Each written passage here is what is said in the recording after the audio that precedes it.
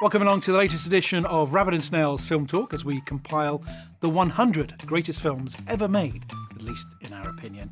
And I'm delighted to say we're joined by the other half of the Hammer Runners, the great Phil Campbell, regular on Film Talk. Welcome to the show, Phil. Thank you. And you're going to make another contribution to our growing list of the greatest movies ever made. And today is going to be The Railway Children. Fantastic. What a great film. Great film. 1970? At Elstree Studios, of course, in 1970. Did you work on that film? No, but I was a runner on Scars of Dracula at the same time, 1970. And we were literally shooting on the stage next to the stage. They were shooting the interior bits on The Railway Children. Oh, fantastic. So I did get to see Jenny Agutter, Sally Thomsett and Gary Warren running around in their gear, messing around on the back lot like they did, and running out, and I held the door open for them once when they were running down the corridor going to the restaurant, and Gary Warren ran out talking away, Sally Thomsett right behind him, and it was Jenny Agutter who followed out and gave me a little smile and said thank you for holding the door open. Oh, how sweet. Gary Warren didn't, he was a little awake. Careful. We'll let him off though, because he was young. So tell us, for those who don't know, for the one or two people in the world who probably don't know The Railway Children, Lionel Jeffries' production. Lionel Jeffries directed it, also wrote the screenplay from the book. It had been a TV series, literally 2 years ago on the BBC. Jenny Agutter actually played the same character called Bobby, who was the eldest of the three children in it.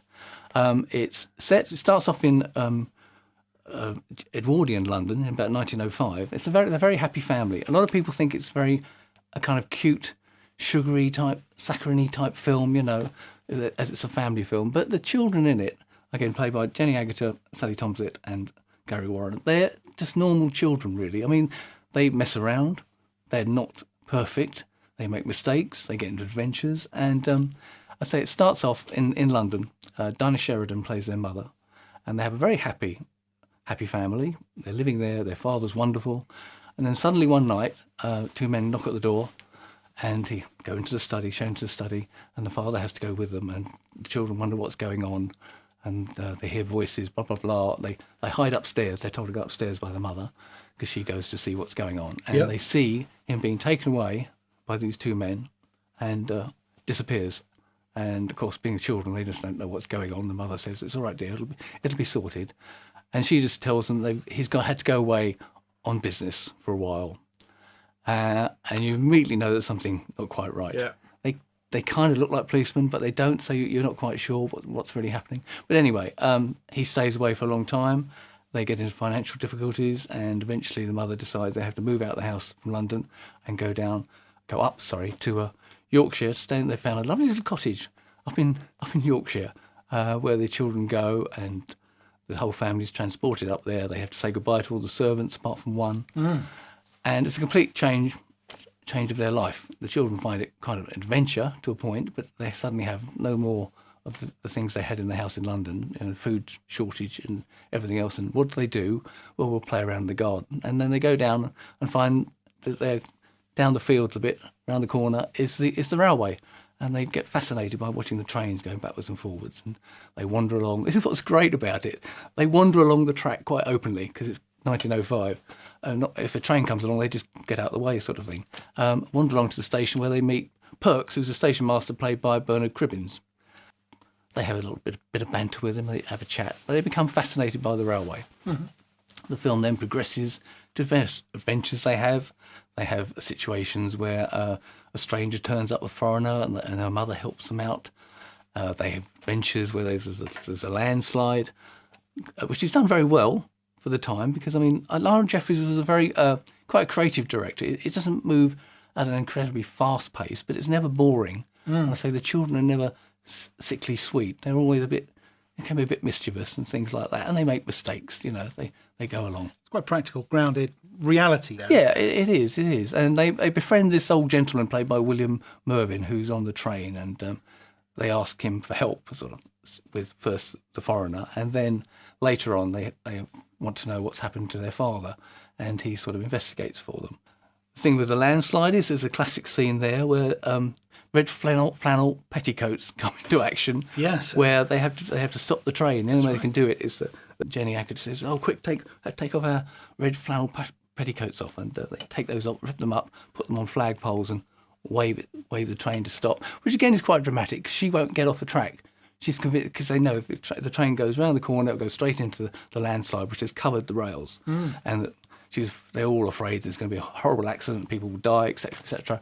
So she just stands there waving this until the train eventually grinds to a halt, and then she passes out Right in front of her. Yeah, and they sort of they get an award for that. They get a little medal.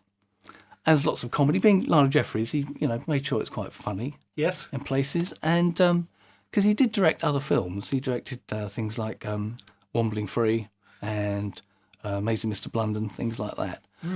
So he's obviously known most of the time for being an actor in Chitty Chitty Bang Bang and things like that, But it was interesting again working here, being next door, because of course Dinah Sheridan was on The Railway Children, and Jenny Handley is her daughter. Yes. So they're both working together, and there was obviously photo opportunities for showing mum and daughter working stage by stage almost on film by film next door to each other. That was quite interesting. Jenny Hanley says that she used to get a lift in with her mum.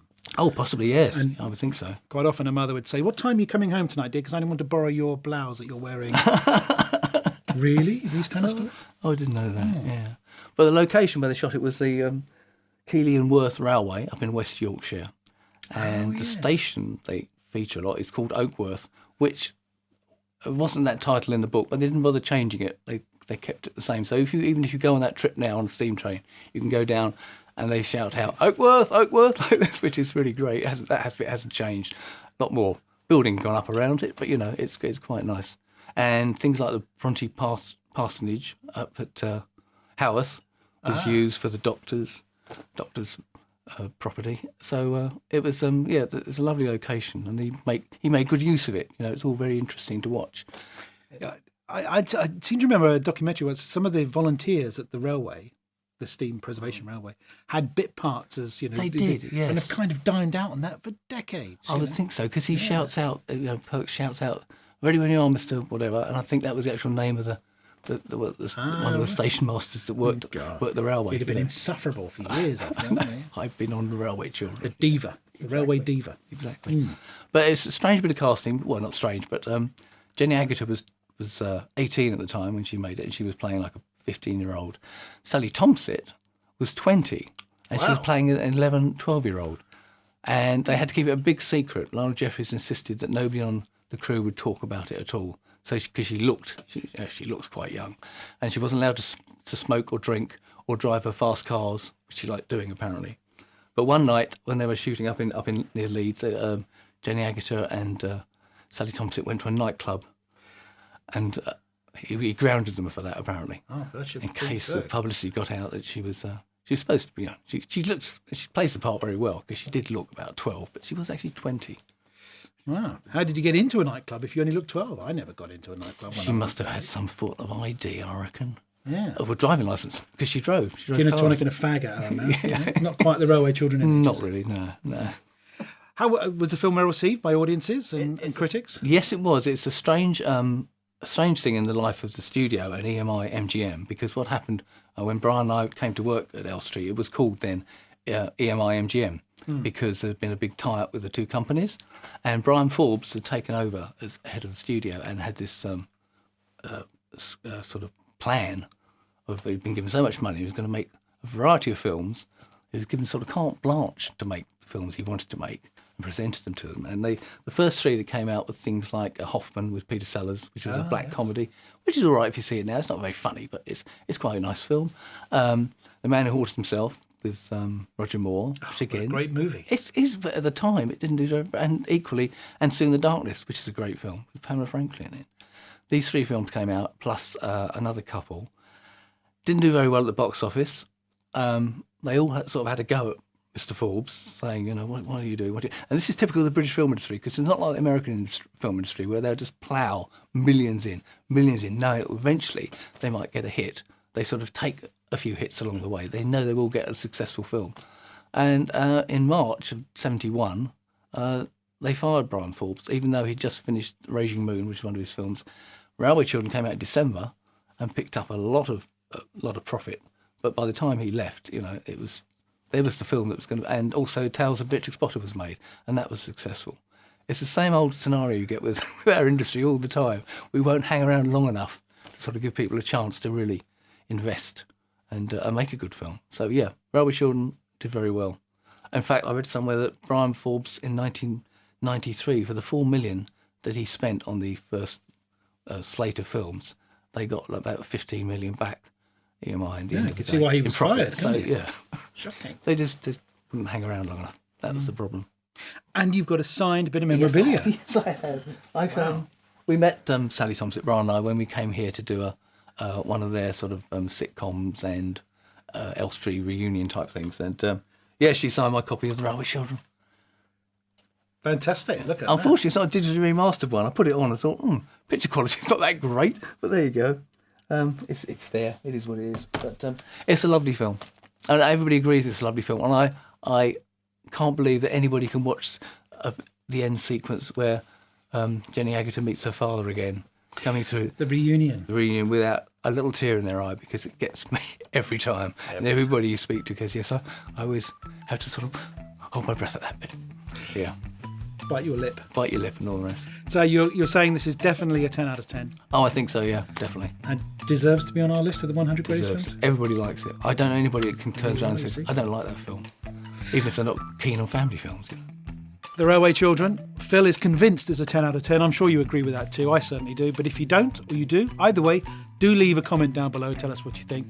And certainly thank you for watching Film Talk. And Phil, thank you for bringing us The Railway Children. That's all right. Thank you. Thank you.